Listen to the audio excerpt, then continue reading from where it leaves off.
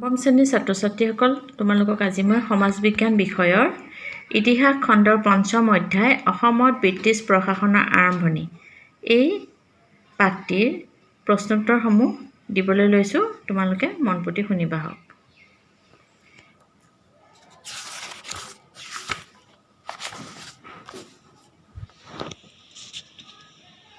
প্ৰশ্নোত্তৰসমূহ এইখিনি দিছে, মই তোমালোকক দি দিওঁ। চেপ্টাৰ 5 অসমত ব্ৰিটিছ শাসনৰ আৰম্ভণি। শুদ্ধ উত্তৰ বাছি উলিওৱা। ব্ৰিটিছে জয়ন্তীয়া ৰাজ্যৰ ৰজা ৰাজেন্দ্ৰ সিংহক চিলেটলৈ নিৰ্বাসন দিছিল। উত্তৰ হ'ব ৰাজেন্দ্ৰ সিংহ।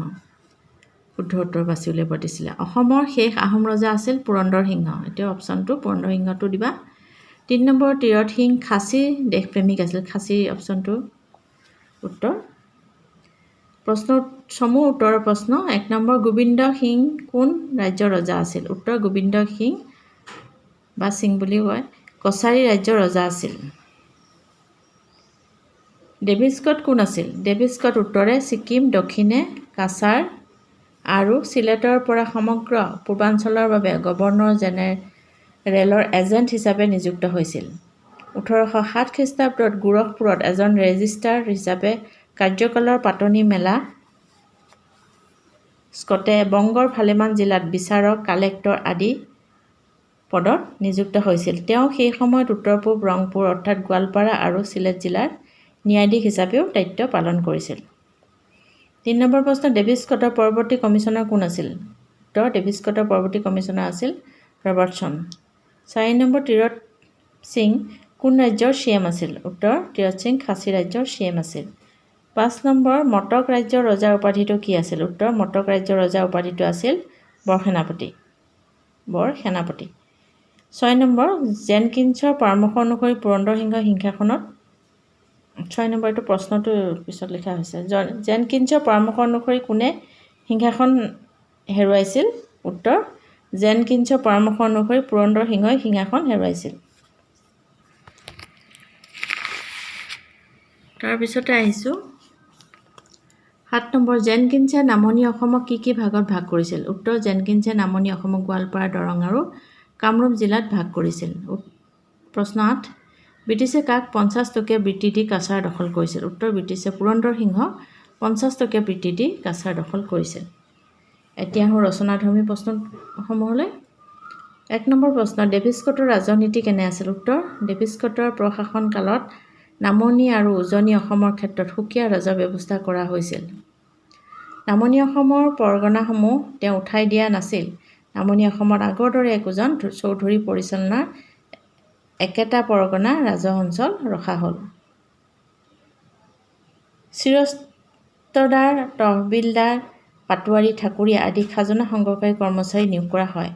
নগাঁও আৰু ৰহা অঞ্চলক সামৰি কৰ আদায়ৰ কাৰণে এটা বেলেগ গোট তৈয়াৰ কৰা হৈছিল। মাটিৰ খাজনাৰ উপৰি বেলেগ বেলেগ বৃত্তিৰ লোকৰ ওপৰতো স্কটে বৃত্তীয় কৰ লগাইছিল। তাঁতী, সোণাৰী, মাছমৰীয়া, কঁহাৰ আদি বিভিন্ন বৃত্তিত নিয়োজিত লোকসকলে এই কৰ দিব লাগিছিল। আহোম শাসনৰ সময়ত কৰমুক্ত দেৱোত্তৰ, ব্ৰহ্মোত্তৰ আৰু ধৰ্মোত্তৰ মাটিৰ ওপৰতো স্কটে খাজনা নিৰূপণ কৰাইছিল। এই মাটিৰ পৰা আধা অংশ কৰ লৈছিল। ইয়াক বৰঙণি বোলা হৈছিল। স্কটৰ দিনত নামনি অসমৰ মাটি জৰীপ তেওঁৰ শাসনকালৰ সময়তে সমাধা হৈছিল। কেপ্টেইন মেথিউজৰ তত্ত্বাৱধানত এই কাৰ্য সমাধা হৈছিল। মাটিসমূহ বস্তি অঞ্চল, ৰূপিত তথা শালখেতি অঞ্চল, ফৰিঙতি তথা আহুধান, সৰিয়হ আদি খেতি প্ৰধান অঞ্চলত ভাগ কৰা হৈছিল। নতুন কৰৰ পদ্ধতি প্ৰণয়ন কৰোঁতে কোনো ঠাইত বেছি আৰু কোনো ঠাইত কম সময় লাগিছিল। আফিং খেতি কৰা মাটিত অধিক পৰিমাণৰ কৰ ধাৰ্য কৰা হৈছিল। স্কটে কোম্পানীক জনাইছিল যে নামনি অসমত অধিক ৰাজহ সংগ্ৰহ আৰু ইয়াৰ বৃদ্ধি পোৱাৰ সম্ভাৱনা আছে। নামনি অসমত প্ৰতিজন পাইকক 3 পুৰাকৈ খেতিৰ মাটি, পাইক মানে আহোম সাম্ৰাজ্যৰ বা আহোম ৰাজ্যৰ প্ৰতিজন লোককে পাইক বোলা হৈছিল। এতিয়া নামনি অসমত প্ৰতিজন পাইকক 3 পুৰাকৈ খেতিৰ মাটি দিয়াৰ বাবদ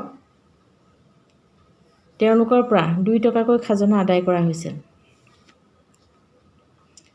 এই মাটিখিনিক গা মাটি আৰু খাজনাখিনিক গা ধন বোলা হৈছিল। তাৰোপৰি প্ৰত্যেকজন মানুহে জনমৰি কৰ দিব লগা হৈছিল। এই কৰ কামৰূপত পাইকৰ, দৰঙত জুহাল কৰ বা চৰু কৰ বোলা হৈছিল। 2 নম্বৰ প্ৰশ্ন, ডেভিছ স্কটৰ প্ৰশাসনৰ কালত বিচাৰৰ ক্ষেত্ৰত কেনে ব্যৱস্থা গ্ৰহণ কৰা হৈছিল? উত্তৰ, ডেভিছ স্কট ব্ৰহ্মপুত্ৰ উপত্যকাৰ এটা বিৰাট অঞ্চলৰ প্ৰশাসনিক দায়িত্বত আছিল। স্কটৰ শাসনকালত স্থানীয় সাধাৰণ দেৱানী আৰু ফৌজদাৰী গোচৰসমূহ নিষ্পত্তিৰ বাবে স্থানীয় লোকেৰে গঠিত কেতবোৰ পঞ্চায়ত গঠন কৰা হৈছিল। গুৰুতৰ অপৰাধসমূহ কমিছনাৰৰ সহকাৰী বিষয়াসকলে পঞ্চায়তৰ সহায়ত বিচাৰ কৰিছিল। পঞ্চায়তৰ বিচাৰত সন্তুষ্ট নোহোৱাসকলে এই বিষয়াসকলৰ ওচৰত আপিল কৰিব পাৰিছিল। ইয়াৰ পিছত সন্তুষ্ট নহ'লে কমিছনক আপিল কৰিব পাৰিছিল আৰু কমিছনাৰে আপিল শুনি ৰায়দান দিছিল। স্কটে বিচাৰৰ ক্ষেত্ৰত উজনি অসমত লম্বোদৰ বৰফুকনক দেৱানী বিচাৰৰ ভাৰ দিছিল। ফৌজদাৰী গোচৰ সুধিছিল ব্ৰিটিছ বিষয়াই। নামনি অসমত দেৱানী গোচৰৰ বাবে 2খন আৰু ফৌজদাৰী গোচৰৰ বাবে এখন আদালত আছিল। পুলিচ বিভাগৰ ব্যৱস্থাও কটকটীয়া কৰিছিল। এজন অতি বিচক্ষণ প্ৰশাসক হিচাপে ডেভিছ স্কটে সমসাময়িক অসমত এক সন্মানজনক স্থান লাভ কৰিছিল। 3 নম্বৰ প্ৰশ্ন, ৰবাৰ্টছনৰ দিনৰ ৰাজহ ব্যৱস্থা কেনে ধৰণৰ আছিল? উত্তৰ, ৰবাৰ্টছনে অসমৰ ৰাজহ ব্যৱস্থাৰ সংস্কাৰ কৰি মাটিৰ গুণাগুণ নিৰ্ধাৰণ কৰি খাজনাৰ নিৰিখ ধাৰ্য কৰিছিল। খাজনা সংগ্ৰহৰ শোষণ বন্ধ কৰিবলৈ মাটিৰ প্ৰকাৰ, পৰিমাণ, কৃষকৰ নাম ঠিকনা আদি তথ্য লিপিবদ্ধ কৰাৰ প্ৰথা প্ৰচলন হৈছিল। এই তথ্যৰ ভিত্তিত কৃষকৰ মাটি আৰু সোধাব লগা খাজনাৰ পৰিমাণ তেওঁৰ নাম সন্নিৱিষ্ট কৰি এখন নথি বা পট্টা দিয়া নিয়ম কৰিছিল। ঘৰ কৰ, কোৰ কৰ, নাঙল কৰ বা জনমৰি কৰ একে ৰখা হৈছিল। এই সংস্কাৰ আৰু কৰ কাটলৰ হাৰ বৃদ্ধিৰ ফলত ৰাজকোষত জমা হোৱা ধনৰ পৰিমাণ বাঢ়িছিল। ৰাজহ কৰ্মচাৰীসকলৰ দুৰ্নীতি ৰোধ কৰিবলৈ ৰবাৰ্টছনে ভূমি, ঘৰ, বাৰী, বনাঞ্চল আদি বিৱৰণী সংগ্ৰহ কৰি তাৰ কৰ নিৰ্ধাৰণ কৰিছিল। তদুপৰি ৰায়তক পট্টা আৰু ৰাজহদানৰ ৰচিদ দিয়া হৈছিল। ৰাজহৰ কৰ্মচাৰীসকলে সৰু সুৰা গোচৰ সুধিলেও তেওঁলোকে কালেক্টৰক নজনাকৈ জৰিমনা বা শাস্তি বিহিব নোৱাৰিছিল। ৰবাৰ্টছনৰ এনেবোৰ সংস্কাৰে ৰায়তৰ উপকাৰ সাধিছিল। 4 নম্বৰ প্ৰশ্ন, মেজৰ জেনকিন্সে অসমৰ বাবে কি কি কল্যাণমূলক আঁচনি গ্ৰহণ কৰিছিল? উত্তৰ, মেজৰ জেনকিন্স অসমৰ বিকাশৰ বাবে অহোপুৰুষাৰ্থ কৰা এজন অন্যতম ইংৰাজ বিষয়া আছিল। তেওঁ অসমৰ বাবে ভালেমান কল্যাণমূলক আঁচনি গ্ৰহণ কৰিছিল। এই ৰাজ্যৰ চাহপাত, কয়লা, তেল উদ্যোগৰ বিকাশৰ সৈতে তেওঁৰ নাম ওতঃপ্ৰোতভাৱে জড়িত আছিল।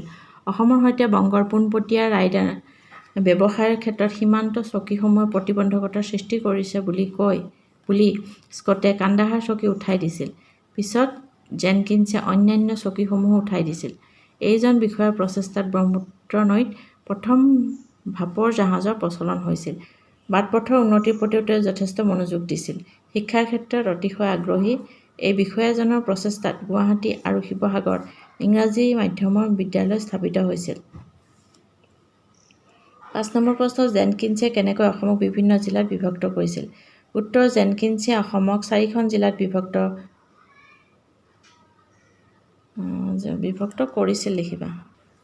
বিভক্ত কৰিছিল। সেইকেইখন হ'ল গোৱালপাৰা, কামৰূপ, দৰং, বিশ্বনাথকে ধৰি দৰং আৰু নগাঁও।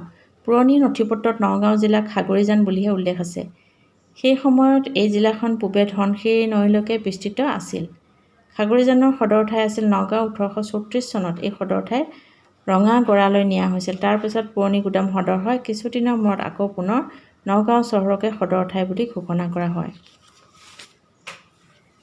পশ্চিমে মানাহ আৰু পূবে বৰনদীক সীমা হিচাপে ব্ৰহ্মপুত্ৰৰ দুয়োপাৰে গঠিত কামৰূপ জিলাৰ সদৰ ঠাই আছিল গুৱাহাটী।